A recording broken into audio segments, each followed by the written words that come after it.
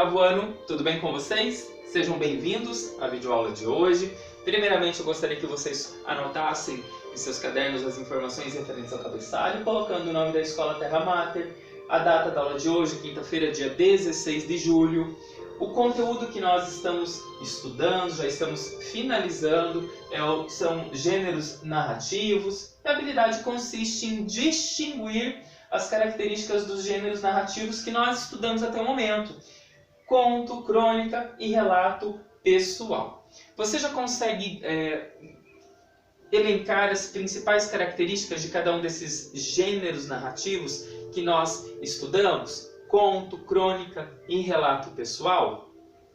Nós estudamos ao longo das últimas semanas aí cada um desses gêneros. Nós fizemos o estudo das características de cada um deles e também fizemos a leitura de textos que exemplificam cada um desses gêneros, não é?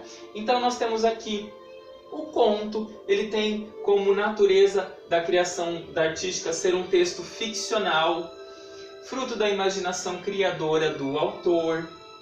Já a crônica é um texto não ficcional, ou seja, está ligado a fatos da realidade, de acontecimentos. E o relato pessoal, assim como a crônica, trata de fatos, né, que acontecem, que não estão ligados à ficção. Já o foco narrativo, tanto do conto como da crônica, é semelhante, né? Nós temos aí narrador que pode ser personagem, pode ser observador, pode ser onisciente. Você se lembra das características de cada um desses narradores?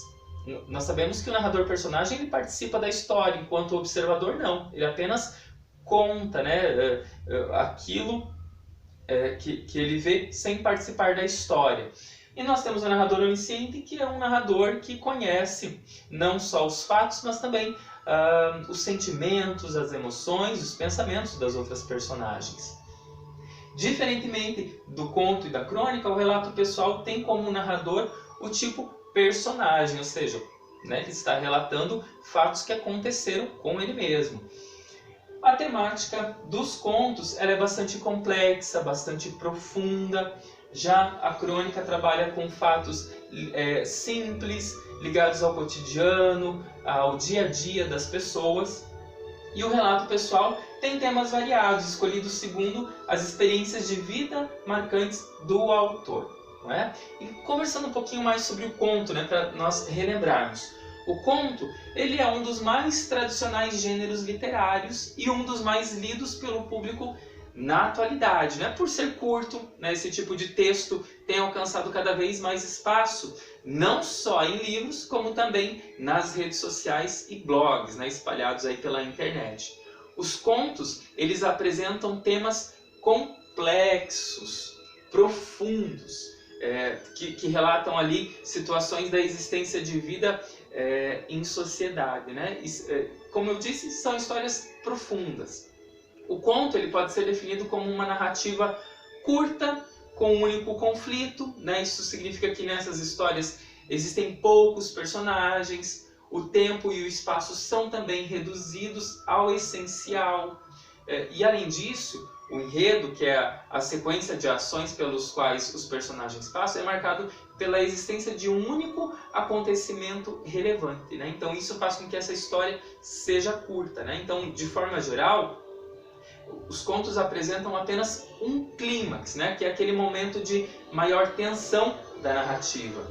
E outra característica importante do conto é que o autor tem liberdade para deixar o desfecho totalmente em aberto, livre para as conclusões de nós, leitores, né? Então cada um pode ter uma percepção diferente de um conto lido. Fazendo uma comparação então entre crônica e conto, né? É muito comum nós encontrarmos certas dificuldades para diferenciar os gêneros textuais, né? Conto e crônica. Mas é bom saber que eles têm as mesmas, que eles não possuem, na verdade, as mesmas características, né?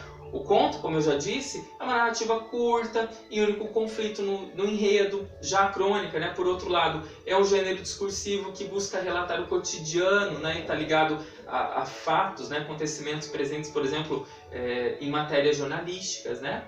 Normalmente as crônicas encontradas diariamente aí nas bancas, nos jornais, tratam de assuntos corriqueiros da atualidade, né? E o bom cronista é aquele que consegue contar o dia a dia de modo específico, fascinante, né? Que atrai o leitor, né? Esse autor ele vai ter um ponto de vista singular, diferente de perceber a realidade. E por último ali, o relato pessoal, ele tem algumas características bem marcantes, né?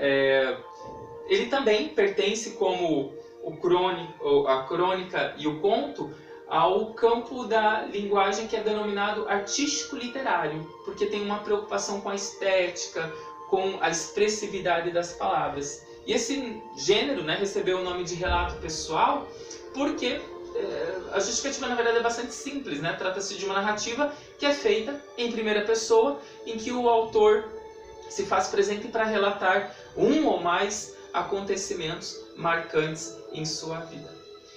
Como atividade, eu gostaria, por favor, que vocês copiassem essas informações no caderno, né? Construíssem um mapa mental com elas, pode ser dessa mesma forma, relatando ali, escrevendo as principais características de cada um desses gêneros textuais para que você possa distingui-los corretamente, ok? Eu desejo a você um excelente final de semana, fique em paz e um grande abraço.